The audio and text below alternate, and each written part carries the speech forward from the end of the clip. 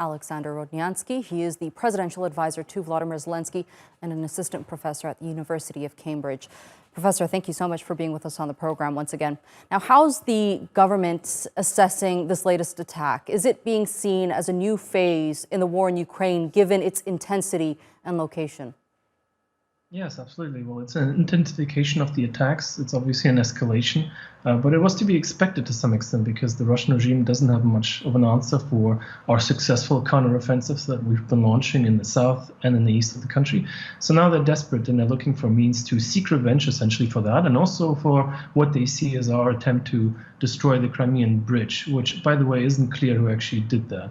So it was to be expected, but we're going to stay resilient, we're going to stay strong, and obviously defend ourselves. Right, as you mentioned, Russia is saying that this is in response to the attack on the Kerch bridge in Crimea, which is quite symbolic for Putin, especially because it was his project that he opened back, I think, in 2018 that connects annexed Crimea to Russia. And I've been made aware that there actually is a ban on officials discussing the blast on Kerch Bridge.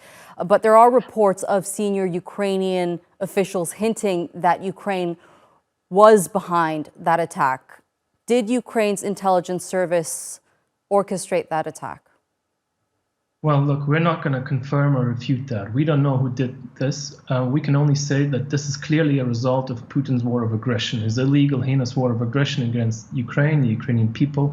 And what it leads to, in all likelihood, is a crumbling of his regime in Russia. And we're seeing the first signs of it. So if you look exactly at what happened, the lorry that exploded on that bridge was coming from Russia to Crimea. So that tells you a lot.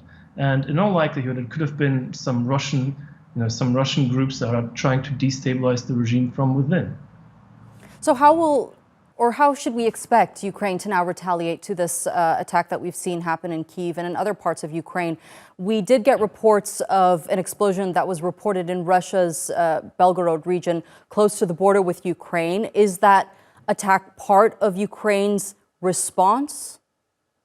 Look, we don't think about this in terms of retaliation or in terms of how the Russians perceive this, right? We are defending our country, we're defending our people, we're saving our people from destruction, from rape, from abuse, from everything that's happening to them and under occupation.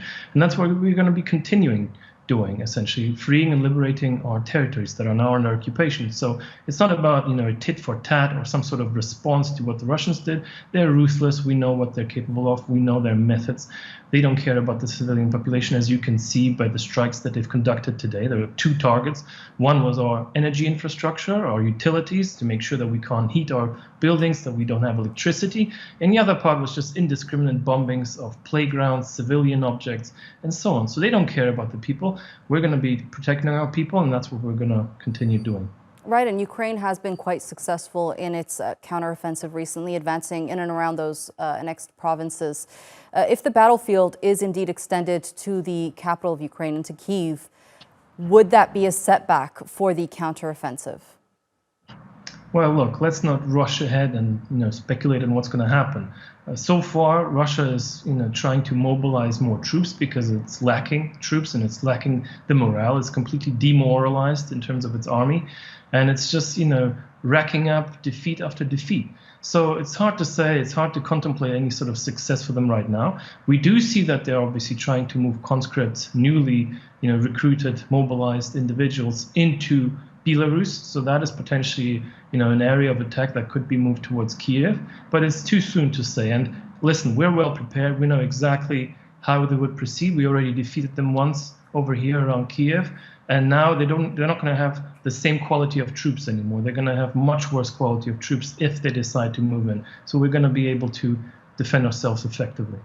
Right. A couple of days ago, we did hear from U.S. President Joe Biden warn of nuclear weapons being used by Russia. And it kind of reminded me of before February, before Russia started to attack Ukraine. They were warning the world that Russia is indeed going to launch an attack on Ukraine. And it would be the start of a war.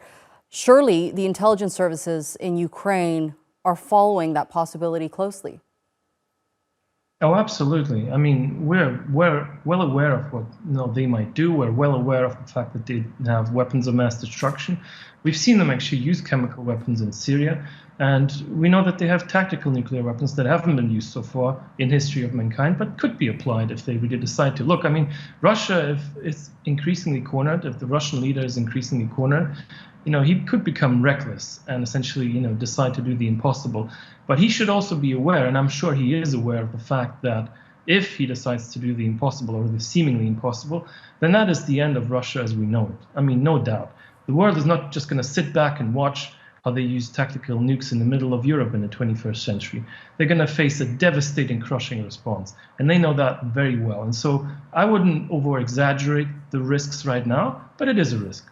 Right, and we did hear Zelensky speak to German Chancellor Olaf Scholz to arrange an emergency meeting of the Group of Seven following today's attacks. He's also been in contact with Macron.